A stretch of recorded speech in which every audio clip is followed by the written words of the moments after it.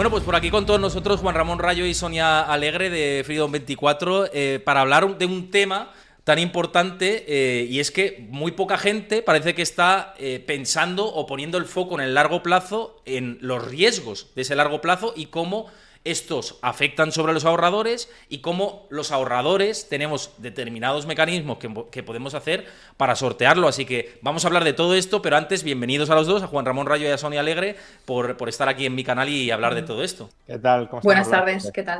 Pues muy bien, muy bien. Por poner el foco en todo esto, y si quieres empezamos contigo, Juan, y tu opinión, y también comentas, Sonia, por tu lado, y yo añado también por mi parte. Y es determinados riesgos que están apareciendo en el horizonte, pensando en un largo plazo. Y ya no me centro solo en el corto plazo, en la inflación que hemos tenido desde el ciclo después de la pandemia y todas estas circunstancias, sino en las políticas que se pueden aplicar, ¿no? Estamos, por ejemplo, en Francia, el resultado electoral que acabamos de tener con partidos que van hacia algunos toques proteccionistas. En Estados Unidos, si gana Donald Trump también, esto puede tener impacto en la inflación más de largo plazo. No sé cómo ves tú todo esto. ¿Te parece un riesgo muy claro, Juan, pensando en el largo plazo para la economía? A ver, riesgos, lo primero hay que tener en cuenta que riesgos en el largo plazo siempre hay. Si no hubiese riesgos tampoco habría oportunidades, en el sentido de que estaría todo dado y sería todo estático. El hecho de que pueda haber cambios, incluso cambios muy disruptivos, es lo que genera incertidumbre, pues una de las fuentes de generación de incertidumbre y, por tanto, de cambio y de riesgos, ¿no? De nuestra dificultad para prever lo que va a suceder.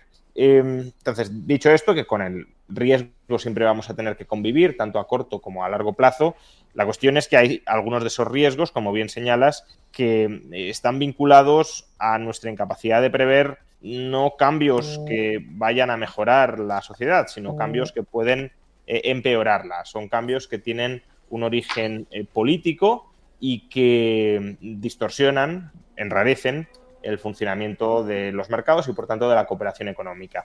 Y ahí, pues son, si lo queremos, políticas, certidumbre vinculada a ciertas políticas redistributivas, no necesariamente orientadas a luchar contra la desigualdad. Muchas veces equiparamos redistribución con lucha contra la desigualdad, pero a veces se puede redistribuir de pobres a ricos.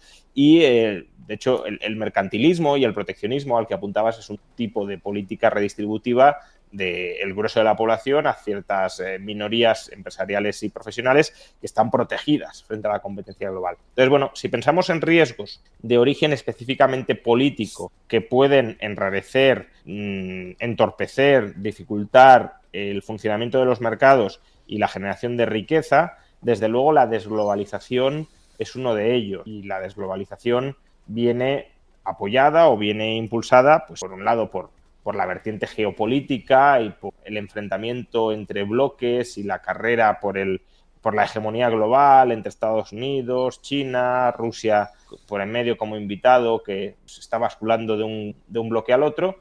Y, por otro lado, viene apoyada por esa necesidad de proteger, como decía antes, a los sectores menos competitivos dentro de las economías nacionales, que es una necesidad electoral y política, no una necesidad económica. Y sí, yo creo que esa es una dirección, pero solo corregiría, creo que es una dirección a la que nos vamos a enfrentar, por desgracia, gane o pierda Trump. No es una cuestión de Trump, es una cuestión de la nueva orientación de la política económica estadounidense y de rebote también europea, porque Europa va a la comparsa de Estados Unidos y, por tanto, si en Estados Unidos tanto demócratas como republicanos han decidido que van a apostar por más proteccionismo, Europa también hará lo suyo y ya está haciendo, de hecho. Por ligar un poco el tema de todo esto, lo que comentas, que me parece muy interesante y además estoy bastante de acuerdo y hemos conversado en otras ocasiones sobre... Sonia, desde tu lado, ¿te parece esto preocupante también de cara al ahorrador, cómo todo esto puede afectar también para el cliente y decir, oye, voy a empezar a buscar mecanismos para protegerme y demás?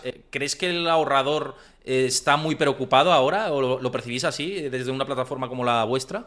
Bueno, obviamente el ahorrador lo que se da cuenta es que la inflación, que se suponía que iba a ser algo a corto plazo, pues ha venido para quedarse y que su dinero cada vez vale menos, con lo cual está también más dispuesto a tomar el riesgo de invertir para proteger precisamente esa pérdida de valor de sus activos. Así que mientras se producen estos cambios que se van a ir produciendo, ¿no?, hasta que se aclare un poco cómo van a ser los ejes económicos y demás, pues obviamente siempre hay que estar invirtiendo y diversificando al máximo y asegurándose uno de que donde invierte es el mejor lugar para hacerlo.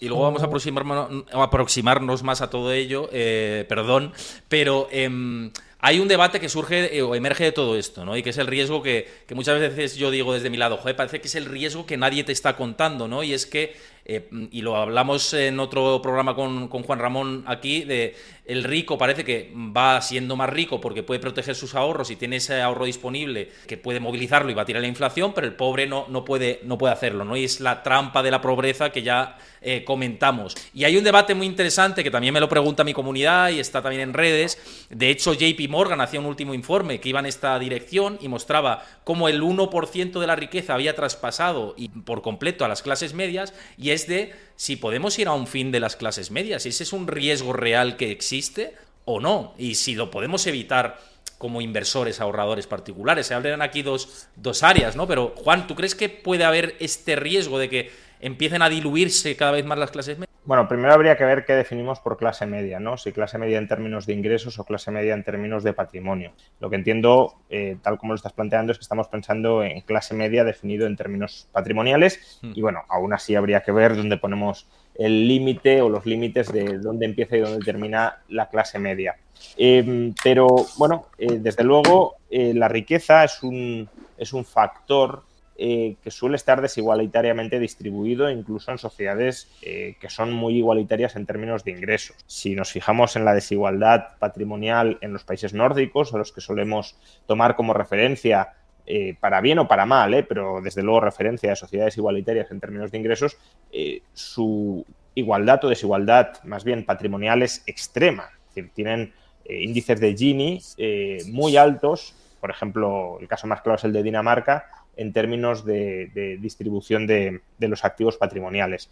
Hay muchos factores que influyen en por qué la riqueza está más desigualitariamente distribuida que los ingresos. Uno es la edad. El joven no ha tenido tiempo para ahorrar y el anciano, por mal que lo haya hecho, algo termina ahorrando. Y si además lo has hecho bien, pues has terminado ahorrando mucho. Y contra la edad es muy difícil combatir. Es decir, el joven, salvo que herede, empieza sin nada o con muy poco. Y el anciano, salvo que se lo haya fundido todo, pues va a terminar su vida con un cierto patrimonio, más o menos, pero bueno, el promedio, desde luego, será bastante más alto que el promedio de los jóvenes. Entonces, la edad es un factor que ya desiguala muchísimo cuando hacemos una foto de la distribución patrimonial. Pero luego, desde luego, hay otros factores que influyen en la desigualdad patrimonial.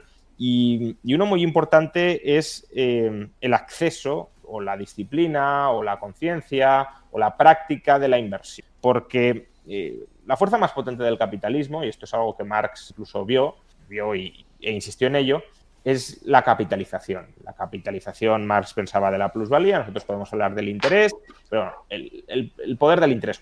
El hecho de que las rentas generan rentas, intereses generan intereses, los beneficios generan... Entonces, si una persona ahorra, pero no invierte, no digamos ya si no ahorra, con el tiempo se va abriendo una brecha muy grande con respecto a quienes ahorran, invierten y reinvierten los rendimientos. Y claro, por supuesto que quien tiene un patrimonio elevado puede tener de entrada o de comienzo una mayor facilidad para acometer este tipo de prácticas, pero es que, salvo que lo hayas heredado, el patrimonio elevado es consecuencia de una disciplina previa, de haber ahorrado pequeñas cantidades, invertido pequeñas cantidades y reinvertido aún más pequeñas cantidades. Reinviertes los frutos de la pequeña inversión. Y claro, esto capitalizado va dando un gran patrimonio. Entonces, una primera brecha que es importante es entre quienes no ahorran o ahorran pero no invierten, atesoran el dinero, lo mantienen en cuenta corriente no remunerada, y aquellos que invierten. Pero es que luego, incluso entre los que invierten, hay una segunda brecha muy interesante y digna de estudio, y es los patrimonios bajos. O sea, antes de entrar en esta reflexión, en principio quienes invierten deberían invertir a mercado, ¿no? Deberían obtener más o menos en promedio una misma rentabilidad. Puede haber gente que sea muy hábil seleccionando inversiones y obtenga pues mayor rentabilidad que otra, pero en términos generales, no sé, el rico compra los tomates al mismo precio que yo, salvo que compre tomates de mayor calidad, por supuesto, pero el precio que pagamos por los mismos tomates pues es el mismo, ¿no? Son precios de mercado. Con las rentabilidades debería suceder algo parecido, y sin embargo, cuando estudiamos la rentabilidad que obtienen los inversores de patrimonios elevados versus la rentabilidad que obtienen los inversores de patrimonios bajos, lo que vemos es que los inversores de patrimonios elevados obtienen mayor rentabilidad sistemáticamente que los de patrimonios bajos. Y aquí podríamos decir, bueno, es que adoptan un perfil de riesgo más agresivo y por tanto obtienen más rentabilidad. No, incluso corrigiendo por el diferencial de riesgo, que obviamente también influye, los patrimonios elevados obtienen mayor rentabilidad que los patrimonios bajos. Incluso si vamos a la misma clase de activos, patrimonios bajos invirtiendo en cuentas remuneradas, patrimonios altos invirtiendo en cuentas remuneradas, los patrimonios altos, dentro de la misma categoría de activos, obtienen mayor rentabilidad. ¿Y eso por qué es así? Habrá distintas razones. En algunos casos porque los patrimonios elevados tienen acceso, tienen información, tienen contactos, tienen acceso a mejores activos que los patrimonios bajos, pero en otra puede ser porque los patrimonios bajos no les compensa hacer el coste de informarse y de investigar sobre la diversidad de activos que dentro de una misma categoría existen para invertir. Si tengo 5.000 euros, ¿qué más me da sacar un 3 o un 3,5% si para sacar el 3,5% tengo que hacer un estudio de mercado sobre los distintos productos que existen en el mercado?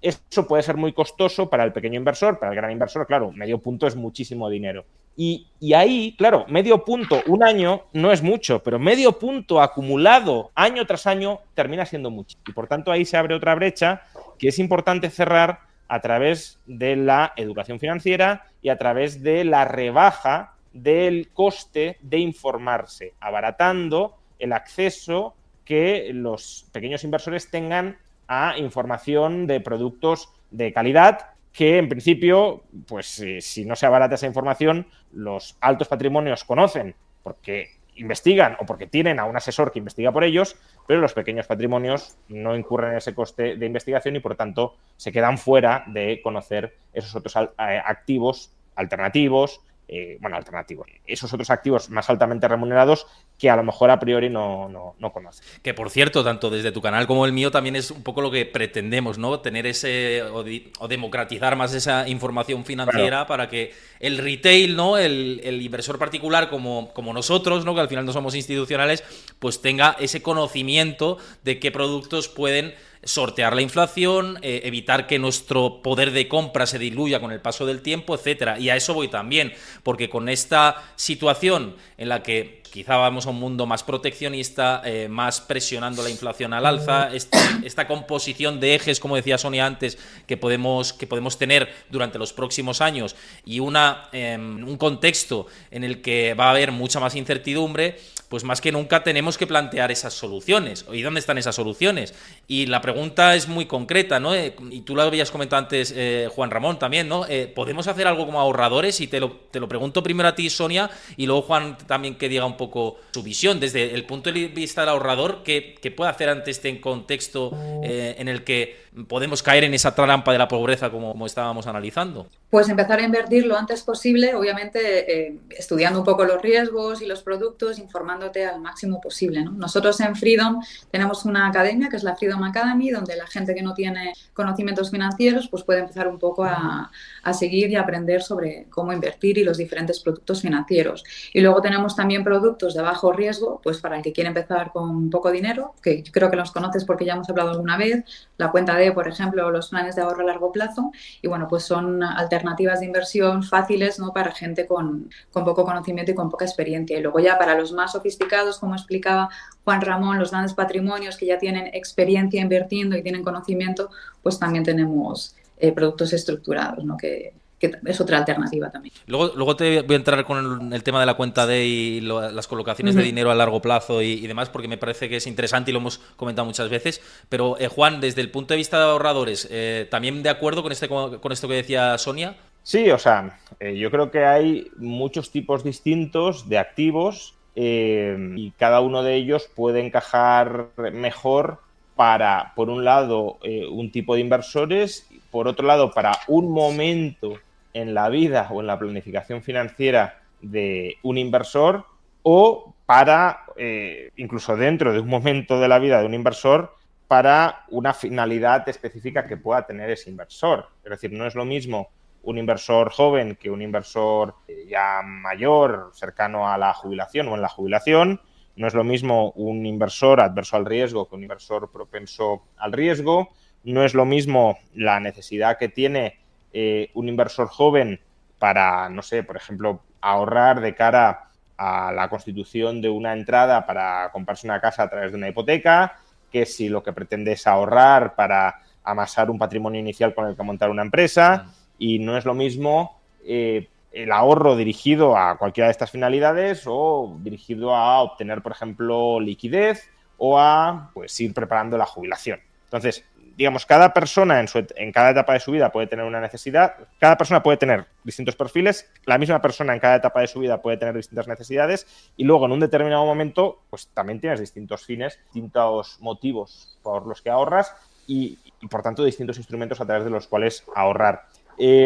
Claro, un inversor que quiera construir un ahorro a largo plazo que quiera construir un patrimonio a largo plazo a través del ahorro, pues tiene sentido que invierta, por ejemplo, en productos con más riesgo en el sentido de más expuestos a la volatilidad, no más riesgo en el sentido de, bueno, que a lo mejor también, si lo compensa la rentabilidad, pero más riesgo entendido como probabilidad de pérdida de capital permanente, desde luego habría que intentar evitarlo, ¿no? Suele decir Warren Buffett que la primera regla de la inversión es no perder dinero y la segunda regla es no olvidar la primera regla de la inversión.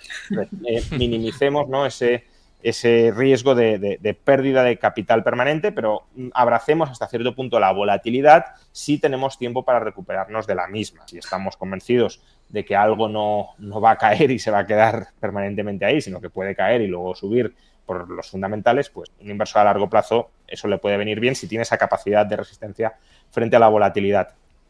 Claro, inversores que no quieran exponerse a la volatilidad o que no tengan tiempo para exponerse a la volatilidad, pues tendrán que buscar productos más líquidos, es decir, menos volátiles.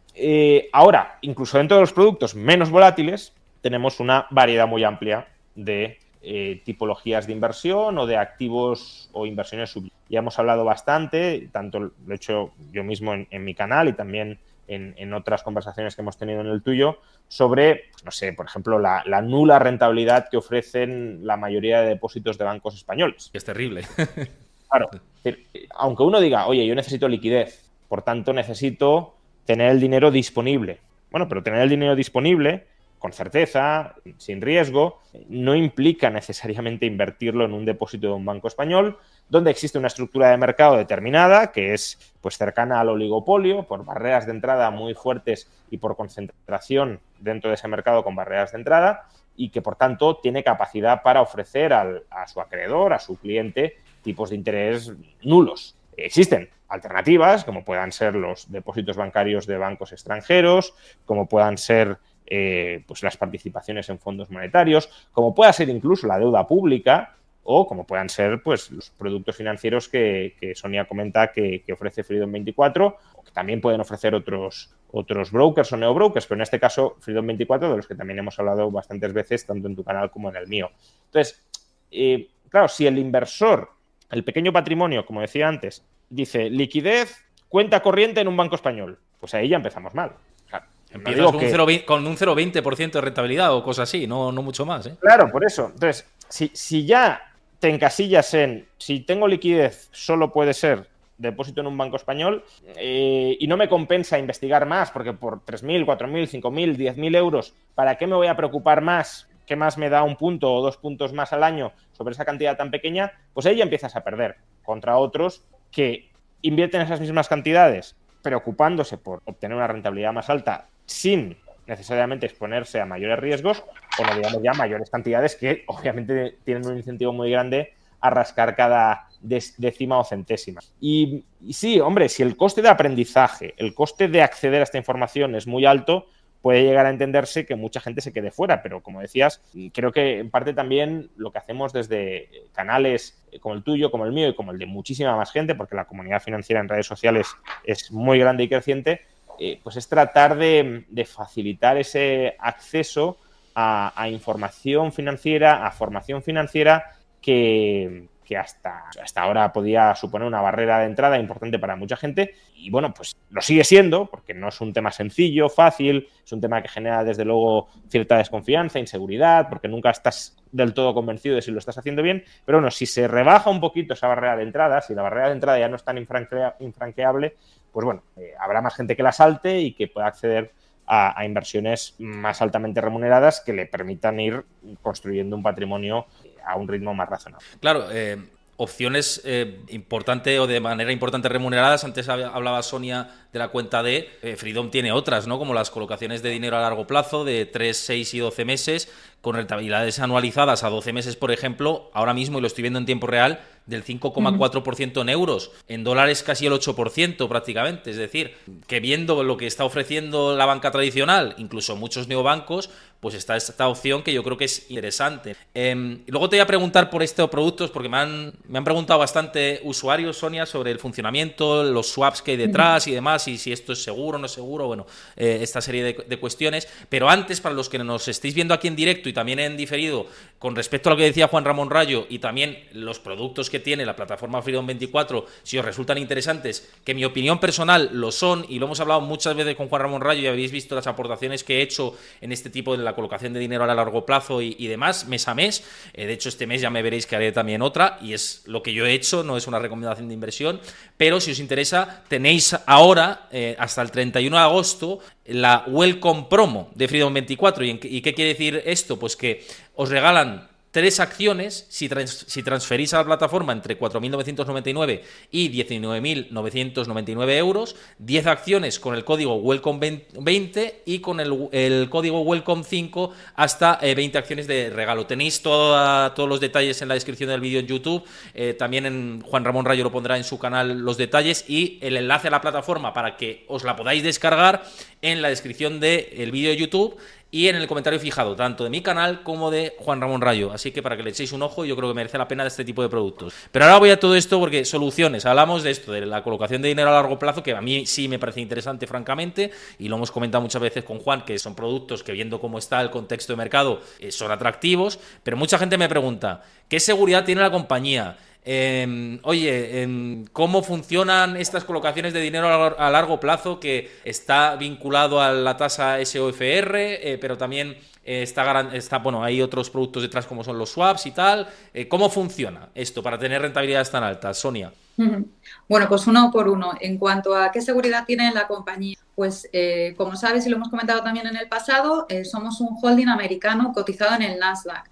Por lo tanto, estamos regulados por la SEC, lo que implica que tenemos un montón de controles y de informes regularmente. Estamos auditados por Deloitte. Seguimos todas las normas contables de Estados Unidos, las normas internacionales, también Standard & Poor's nos hace calificaciones y reviews. Con lo cual hay un montón de factores, ¿no? Un montón de gente que nos mira y que nos audita y que hace informes sobre nosotros, y que yo creo que eso es una garantía también un poco de todo el trabajo que hay detrás. ¿Qué más me has preguntado? ¿Cómo funcionan? Pues tenemos o la cuenta D o las colocaciones a largo plazo. Ambos están basados en un producto financiero que son los swaps. Los swaps, de la manera en la que Freedom los hace, son swaps sobre acciones, y lo que hace Freedom es cerrar el precio de la segunda parte del mercado, con lo cual el precio de la segunda parte del swap, con lo cual si algo ocurre en el mercado de subir o bajar, ese precio está, digamos, cerrado y garantizado, con lo cual el riesgo de mercado no le llega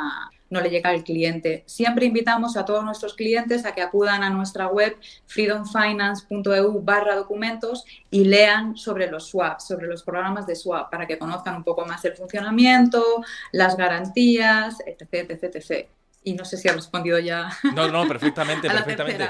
Pero, y esto viene una derivada añadida, hablando de swaps, que son al final productos de derivados, pero una pregunta derivada en este caso, y es que me preguntan mucho sobre el informe de Hindenburg en su momento. Ajá. Que esto surgió el año pasado, y hay gente que a lo mejor tiene desconfianza, ¿no? Y pese a que esto ya salió incluso en Bloomberg y hubo aclaraciones, pero de vuestro lado, Hindenburg, para poner en contexto, es un fondo bajista, ¿no? Que habló o hizo un informe sobre Freedom Finance, y bueno, al final todo esto se explicó en su momento, pero ya que te tengo aquí delante, ¿qué quedó de todo esto? Es decir, ¿qué tenéis pues que decir? Se quedó en nada. Obviamente, cuando salió el informe, pues se hicieron las investigaciones oportunas, pero ya estuvieron las investigaciones desde agosto hasta octubre, y ya de ahí se han hecho todos los reportes. Invito a toda la gente que quiera a mirar los reportes de la SEC en la página oficial de la SEC, el reporte, bueno, el informe, perdón, reporte es en inglés, el informe K10, y luego, bueno, pues también Standard & Poor's nos ha vuelto a dar la buena calificación de B, ¿no? Con lo cual yo creo que eso ya se ha quedado, básicamente se ha quedado en nada. Estas empresas tiran a ver muchas veces, ¿no?, a quién pueden hundir, y unas veces aciertan, pero otras no. Y en nuestro caso no han acertado. Pues por avanzar un poco en todo esto, ya hemos visto este escenario que tenemos de cara al futuro. ¿Cuál es uno de los principales riesgos en los que no se está entrando y que puede torpedearnos? Y este dilema de si viene el fin de las clases medias o no, y qué podemos hacer desde el ahorrador. Y os pregunto a los dos, teniendo en cuenta este tipo de productos de los que hemos hablado, ¿cuál podría ser una estrategia óptima para tener estos productos? Ahora que además está la promo esta y que hemos comentado, ¿estaría bien hacer todo de golpe? Oye, tengo un excedente, Juan, de 10.000 euros, lo meto en estos planes y diversifico, o hago aportaciones mes a mes jugando con los tipos de interés? ¿Cómo lo ves? Y desde tu lado, Sonia, después, ¿qué estrategia se puede? Bueno, como decía antes, depende mucho de cuál sea el objetivo de cada inversor. Si el objetivo de un inversor es maximizar rentabilidad, aunque estamos hablando también en este caso de rentabilidades en dólares, por ejemplo, muy considerables, pero bueno, en cualquier caso, también estamos en un contexto más o menos anómalo de altos tipos de interés que influyen obviamente en esas rentabilidades, pero si el objetivo de un inversor es trazar un plan de ahorro a largo plazo para maximizar su patrimonio, yo diría que hay que mirar en activos de alta rentabilidad a largo plazo, como pueda ser el mercado bursátil, como pueda ser incluso el mercado inmobiliario, con matices y en ciertos países, pero bueno, sabemos que también ha tenido un rendimiento alto en los últimos 150 años en prácticamente cualquier economía. Ahora, si lo que queremos es, oye, yo tengo aquí una porción de liquidez o simplemente que yo ya no estoy para invertir en bolsa, podemos estar hablando de personas, no sé, de 50 años, 55, que quiera ir obviamente reduciendo su exposición a la volatilidad del mercado, yo ya no estoy para invertir en bolsa o no estoy tanto para invertir en bolsa, aún así quiero obtener rentabilidades, pues claro, aquí está el típico dilema de cómo entramos en este tipo de productos o en bolsa mismamente, ¿no? Que es una problemática compartida. Si todo de golpe o de manera escalonada. Y no hay una evidencia muy clara al respecto. Lo que podemos decir es que si estamos en un periodo en el que la bolsa a largo plazo va a subir, o en este caso serían si los tipos de interés a largo plazo van a subir, mejor, en el caso de la bolsa, invertirlo todo de golpe para comerte obviamente la subida. Si vas invirtiendo de manera escalonada, pues comprarás cada vez más caro. Aquí lo mismo, ¿no? Si estamos en un periodo en el que los tipos de interés van a subir, habría que invertir no de golpe, sino de manera escalonada. ¿Para qué? Para ir aprovechando las distintas subidas que se vayan produciendo. Si es al revés, si estamos en un periodo en el que los tipos de interés van a bajar, pues lo lógico sería invertir todo de golpe. Que si van a bajar, lo que te queda por delante es ir comprando productos de rentabilidades cada vez más bajas. ¿En qué momento estamos? Pues claro, eso es parte del análisis financiero de mercado que determina que uno obtenga buenas o malas rentabilidades. Tratar de ubicarse y de acertar ubicándose. Hombre, yo diría que no estamos en un momento donde los tipos vayan a subir escalonadamente. Al menos la probabilidad de que eso suceda, no digo que sea nula, pero tampoco es la más elevada. Estamos, creo, en un contexto o de estabilidad de tipos de interés o más bien de baja de tipos de interés. Por tanto, desde la perspectiva del inversor, la estrategia en este contexto sería más bien a invertir ahora grandes cantidades del volumen de ahorro que tenga. Claro, si va a invertir flujos de caja futuros no los puede invertir ahora, pero digo, si tiene una masa de ahorro disponible que invertir, si los tipos van a bajar, y yo creo que el consenso mayoritario del mercado es que más o menos van a ir bajando, la discrepancia es a qué ritmo lo van a hacer, pero la visión generalizada es que van a bajar.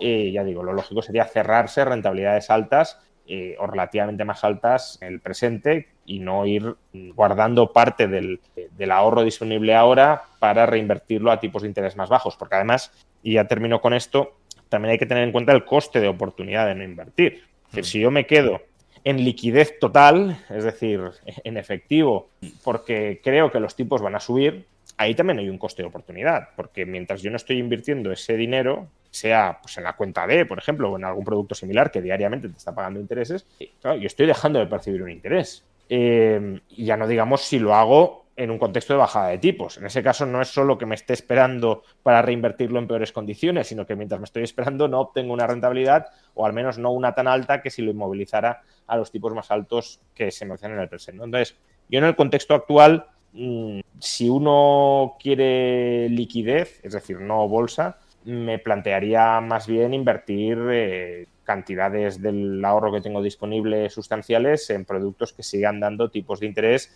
más altos que los que previsiblemente van a prevalecer en el mercado dentro de un año o de año. Sonia, de tu lado, porque además también conoces más productos dentro de la plataforma, sé que también tenéis opciones, creo que bonos también, que son renta fija y es también, digamos, productos conservadores. ¿Qué se te ocurre también para todo esto que comentábamos desde el principio de el reto que tenemos con la inflación y con lo que viene por delante con productos que tenéis desde vuestra plataforma?